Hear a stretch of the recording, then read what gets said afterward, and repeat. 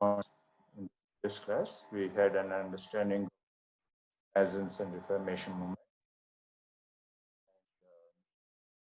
We tried to understand the definition and the consequences of the movements, both Renaissance and Reformation movement. As a counter to the Reformation movement, we also have a counter-Reformation movement, which is also popularly known as Revival of Catholic Church. So, the Protestant movement and the revival of the Catholic Church both had a lot of impact on the European continent, and both politically, socially, economically, and culturally. So we, in this class, we will just try to understand what was the impact of Reformation and what was the impact of Counter-Reformation on the mindset of people in the European countries. For this, I have just tried to put up some kind of bullet points for your easy understanding, wherein you will be able to understand the impact of Reformation and Counter-Reformation on the European nations. So this will be the topic for today, where we will be trying to analyze both the impact of both the Reformation and the Counter-Reformation on the various kingdoms that were there in Europe in the 16th, 17th century onwards. So in the first place, when we are trying to date the Reformation, historians usually date the start of Protestant Reformation to the 1517 publication Martin Luther's 95 Theses. Martin Luther had protested against the established Catholic Church, wherein he tried to argue that the church was abusing and certain evil practices had crept into the church order and practices. So, as a protest to this, he protested against the Roman Catholic Church. So, this is the starting point where we try to date the Reformation movement. Reformation is basically an idea where we are trying to explain the process in which there was a need to reform the church and its practices. Okay, so while we have taken Martin Luther's publication of 1905 Theses as the starting point of the Reformation, the ending of Reformation can be placed anywhere from 1555, where you have the Peace of Augsburg, which allowed the coexistence of Catholicism and Lutheranism in Germany, to the 1648 Treaty of Westphalia, which ended the 30 Years' War. So a situation had come where the Catholic Church had to survive, and the Protestant movement had to also survive. So there was a need for a kind of a coexistence where people had to be given the choice of whether to follow Catholicism or Lutheranism, which is a form of Protestantism, which is a product of Reformation movement. So here, between these years, that is from 1517 to 1555, and almost up to the Treaty of Westphalia in 1648, you have the two orders, the Catholic order and the Protestant order, dominating the mindset of the people in the European countries. Okay, now just trying to understand the key idea of Reformation. The key idea of Reformation was basically it's a call to purify the church, and a belief that the Bible, not tradition, should be the sole source of spiritual authority, but not themselves novel. So here, there was a lot of literature that had come down where they had tried to establish the superior authority of the Bible, and they were against the traditions, and the traditions just did not give the sole source of spiritual authority. So these were some of the key ideas and key arguments that went along with the Reformation movement, which had influenced the way people were thinking in Europe in this particular period, and the way the people were adapting themselves to religion and religious practices, whether it was Catholicism or whether it was Protestantism. So, however, Luther and other reformers became the first to skillfully use the power of printing press to give their ideas to wide audience. So here the invention, okay, the printing press was a gift of the Renaissance movement, and the invention of the printing press, it gave a wider audience. Okay, more and more people were able to read, and more and more people were able to understand what was there in Bible and how traditions and conventions had come down into the practice of Christianity. And so the debate went on what was, I mean, Protestant movement basically dealing with, and what Catholicism was dealing with, and how people had to adapt themselves to these two kinds of Christian orders. So this was one great benefit of the Renaissance and Reformation movement, where the basic philosophy and the basic understanding of people, there was a wider audience. More and more people started reading the Bible, and more and more people started reading what Luther was trying to say, what Zwingli was trying to say, what Calvin was trying to say. So different forms of Reformation movements and Protestant movements had come up all over Europe. And there was a lot of, what do you say, percolation of ideas, percolation of the practices of Christianity. And this was the benefit of the printing press, which is a product of the Renaissance movement. Okay, so here we have just tried to, in the first phase, we have just tried to date the Reformation movement and the kind of ideas that it had put forward, say from 1517 onwards, and the way it became both movements, whether you're talking of the Reformation movement or the revival of the Catholic Church, or the kind of treatise that were going on with regard to Protestant movement and the Catholic revivalism, etc.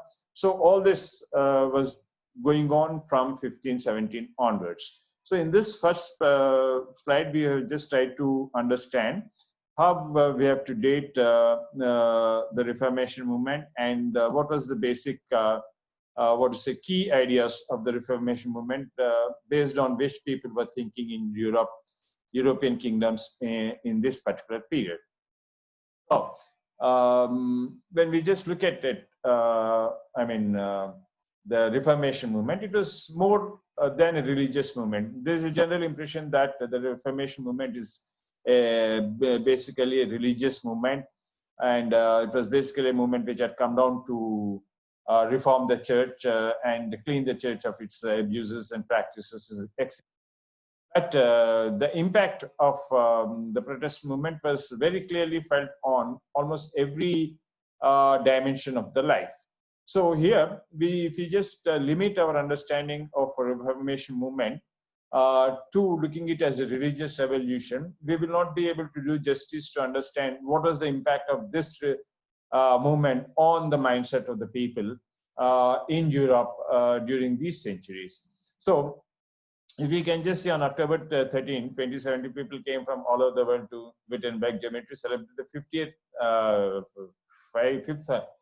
500th anniversary of the beginning of the Protestant Reformation. The Protestant Reformation was a religious, social, economic, and political revolution that was sparked when a Catholic monk named Martin Luther nailed his 95 Theses to the door of the local church.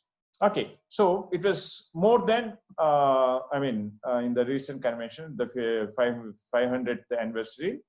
Not only then, but even when we're just looking into that particular period in the, says from 16th century onwards, we can very clearly see that the movement had an impact on the social, economic, and political ideas. Like, for example, the nation state had emerged, and capitalism had greater impact. So you can just see that every aspect of mankind was being affected after the Protestant movement or the Protestant Reformation movement. So just looking at it as a religious revolution, we will not be able to do justice, complete justice to the Reformation movement. Okay, so what Catholic, what Luther believed here becomes important because here he was just trying to dilute the impact of the church on the kind of practices that were going on in church. So he sought to reform it. And here, when he was trying to talk in terms of reforming the church, he was trying to just see that there was a kind of change in the way people adapt themselves to the church and its practices. Okay, so his 95 thesis was basically a list of 95 complaints against the Catholic Church. Luther believed that salvation was obtained through God's grace and not through doing the works. The church demanded. He also held that Bible and not the church were ultimate religious authority. So the conflict you can very clearly see. So it is the conflict is between God's grace and the works. Okay, the kind of rituals, conventions, practices, etc., that go into the religious order. So he was trying to stress on more of the imitation of Christ or the God's grace than going through the works which the church demanded. Okay, the works the church was demanding. So he was trying to put more emphasis on God's grace and negate it in contrast to the works which the church was demanding. Okay, so he was trying to place the Bible on a higher plane and than the church, and he was trying to say that the Bible was the ultimate religious authority. So this was definitely going to have an impact on the way people were thinking about religion and religious practices during this particular period. So you can very clearly see that in countries like Germany, France, Switzerland, etc., various Protestant movements which had come down. The basic conflict was again between the works and the Bible, and in different countries, you had in France you had Calvinism, in Switzerland you had Zwingli and Zwinglism. So different forms of streams of thought had come up, which were trying to uphold the kind of corrupt practices that had gone into the church and make or bring the religious order more close to the people. So here they were not questioning the authority of the Bible, but they were questioning definitely the authority of the church and its practices, and where they were not trying to argue that the church was not the ultimate religious authority. So this was the way people were thinking in Europe in this particular period. Okay, so when we just continue further, where we are trying to see, here it becomes important. If we want to understand how the people were thinking in Europe, we will have to see what was the contribution of Luther to the Reformation movement, and that is what which has influenced most of the European intellectuals, and this led to modernism as we know it, and since then we call the history of modern Europe. So Luther's 95 thesis weakened the authority of the Catholic Church and laid the intellectual framework for modernism as we know it. Here, it was trying to give more importance to the thought than the practice. Okay, the more it was trying to put the intellectual more into the frame than the practice of a church into the frame. Okay, so this became a very important change. Okay, so again, when we're just trying to, as I just told you earlier, the movable type printing press, which was invented some 8 years earlier, allowed Luther's thesis to spread like wildfire in towns and villages all over Germany. And ordinary people were able to read Luther's radical charges against the church. So this is what has influenced. The same thing almost happened in France, where Calvin had kind of influenced the common man, and readings of Calvin had influenced the French people. Similarly, in Zwingli's readings had influenced the people in Switzerland and other parts of Europe. So 3 to 4 radical thought process had started up, and this had a lot of impact on the way people were thinking in Europe in this particular period. Okay, so here, why we are again trying to understand the impact of the Protestant Reformation movement is basically because of the fact that we have a movement against this Reformation movement, which we call the counter-reformation. So unless or until we just have a clear understanding of what was the influence of the Reformation on the European mindset, we will not be able to clearly understand what was the counter-reformation, or how the counter-reformation, by which we basically mean the revival of Catholic Church, how it tried to, dilute the impact of the Reformation movement and revive Catholicism in Europe. So in that context, so when we are making an attempt to make a comparative study, the impact of the Protestant Reformation movement in Europe becomes very important for us. Only if we understand this, then we will be able to understand the counter-reformation very clearly. So here in Europe, you have 3 to 4 people, monks, who had influence in the 3 or 4 major countries in Europe, like Germany, France, Switzerland, etc. And they had contributed to a kind of a radical deviation from the regular church practices, and they charged the church with some kind of radical charges. So this had a lot of impact on the European mind, and as a result of this, you have the Counter-Reformation.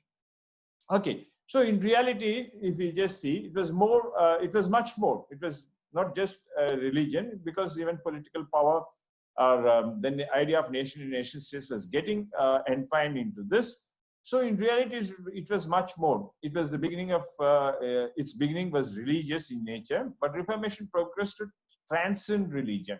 It was going beyond religion. Okay, and this was more important. So why it was going beyond religion? Because religion acted in this particular period as a cementing force, and it was trying to hold, build the linkages between the social, political, and economic networks. So this cementing factor, which was there in Europe in that particular period, that itself was questioned. So we just cannot limit the understanding of Protestant Reformation to the religious platform. We will have to look beyond that and see how the social, political, and economic conditions got entwined or pushed themselves into the religious order. And when this was, they were trying to de-link this, you have the scientific revolution, or what you call the Enlightenment, and that was the point from where you have the Enlightenment in Europe. Okay, so I mean, trying to break away from the religious order, trying to compartmentalize and bring about the necessary changes in the social, political, and economic revolution, and all this led to a kind of an intellectual framework which contributed to a kind of a scientific revolution. And this is what we call Enlightenment. And this is what we call intellectual quickening in Europe. Okay, so the intellectual quickening in Europe was, I mean, it has its roots in the Protestant Reformation movement, where it is trying to break away from the existing social, political, and economic orders, and trying to bring about an intellectual framework and make it a scientific revolution, where it was trying to bring in new social orders, new political orders, and new economic orders. So all this put together, we call it as intellectual quickening, or we can also say that it was a period of Enlightenment. Okay, so in the next slide, I'm just trying to give you some ideas of how the Protestant Reformation led to modern democracy. It led to skepticism, it led to capitalism, it led to individualism, it led to civil rights, and many of the modern values which we cherish today. So see, all these are modern ideas. Democracy is a modern idea, skepticism is a modern idea, capitalism is a modern idea, individualism is a modern idea, civil rights are all modern ideas. And these which we are enjoying today have their roots anywhere in the world. See, these are all, they have a universality. Democracy has a universality, skepticism has a universality, capitalism has a universality, and individual, etc. Everything has a universal appeal. So all these ideas, strong waves of thinking, have their roots in the Protestant Reformation movement. So this was the impact. This was the way it brought about a change in the way people were thinking in Europe in the initial phases and in the world in the later phases. So the movement, or the Protestant Reformation movement, becomes a very important movement in the history of not only modern Europe, but in the history of modern world. So we can say that the Protestant Reformation movement impacted nearly every academic discipline, notably social sciences, like, for example, the study of humanities, etc., humanism, philosophy, economics, history. So all these subjects, social sciences subjects, they were given a lot of importance because they were trying to explain the kind of historical wrongs and the kind of social orders that had developed, where a kind of an argument was coming up that, or not all the social, whether they are social, economic, and political institutions which have grown up in the society, they are an outgrowth, historical outgrowth, and they have a haphazard outgrowth. They are not based on reason, they are not based on logic, they are not based on any kind of a reasoning. So the social sciences was trying to explain this kind of aberrations in the historical process, and it was trying to make man think more. So we can even say that the Reformation movement had made man think more and move away from the conventions and the practices and to some extent the dictum of the church. Okay, so in the next point, we are trying to understand the Catholic Church. The Catholic Church, the Counter-Reformation. Okay, so when we're trying to understand the Counter-Reformation was slow to respond systematically to the theological and publicity innovations of Luther and other reformers. Okay, so while the Reformation saints were coming very aggressively, when they were able to reach out to the people, the Catholic Church was falling back. Okay, it was not able to respond systematically, or it was not able to counter the Protestant movement on the theological grounds, and it was not able to give publicity to the way in which Luther's innovative thinking can be countered. So this was an initial setback, and that is the reason you have to counter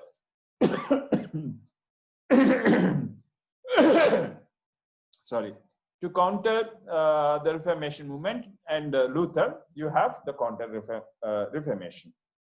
Okay, so the Council of Trent, which met on and off from 1545 through 1563, articulated the church answer to the problems that triggered the Reformation and to reformers themselves.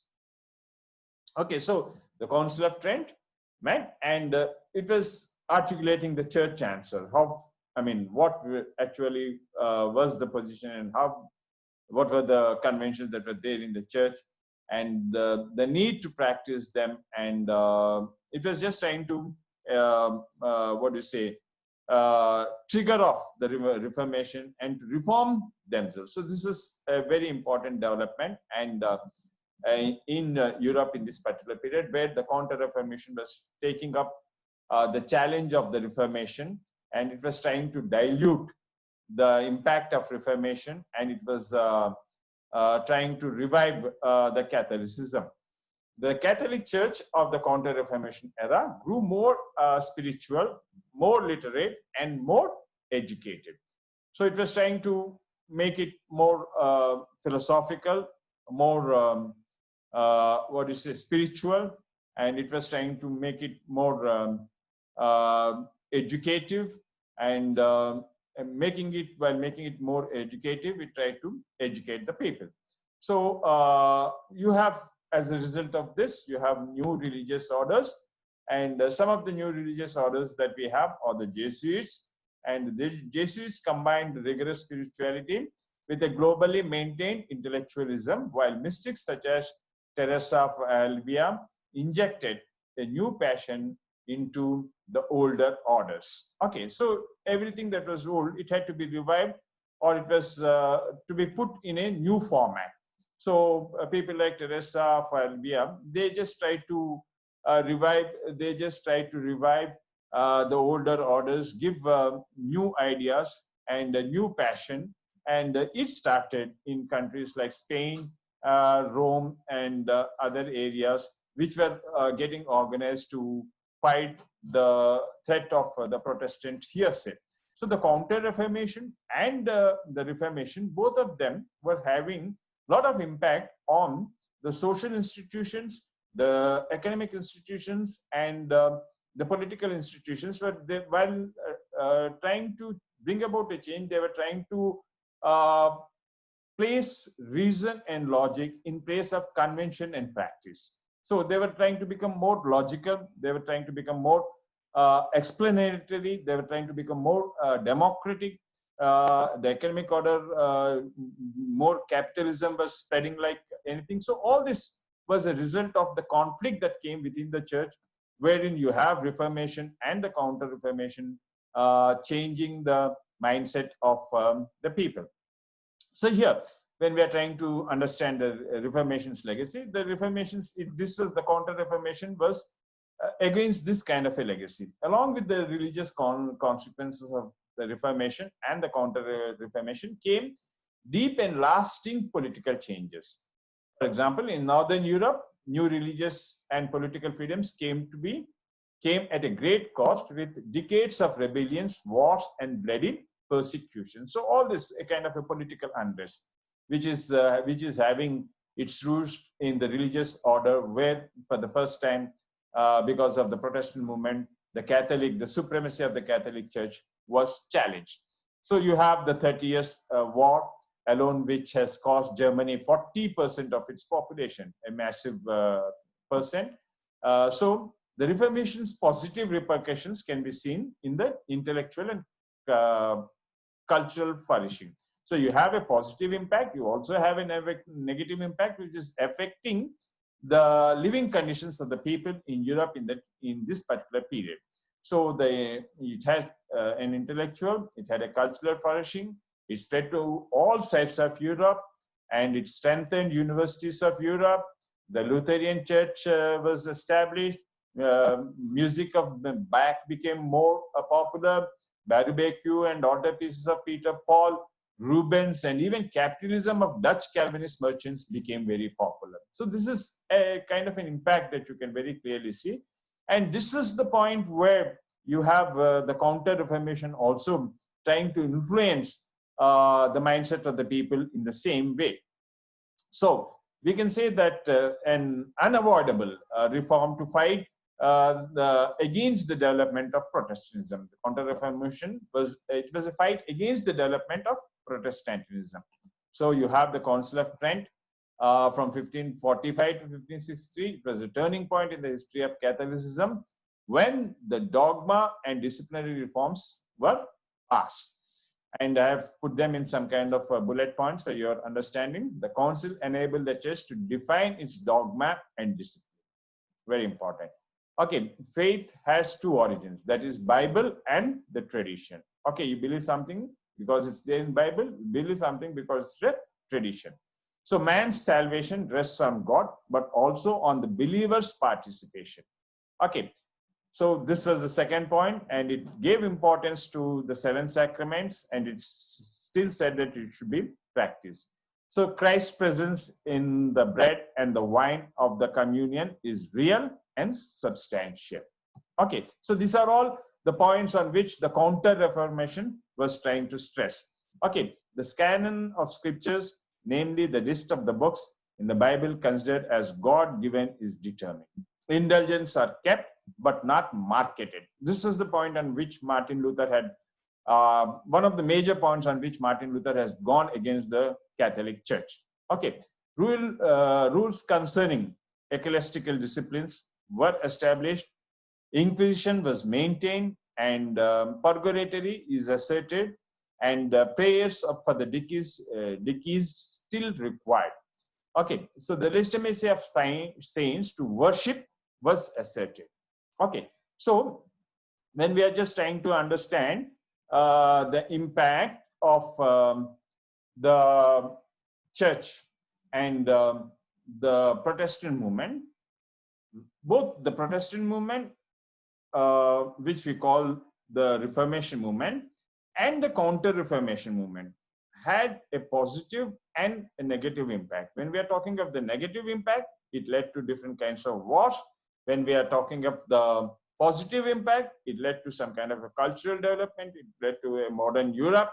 It led to modern democratic institutions. It led to a human approach of modern times. And the entire period of what we call the modern times or the modern Europe has its roots in the Reformation and the Counter-Reformation movements, which becomes a new epoch in understanding the history of mankind. So in the next class, we will continue from this particular point.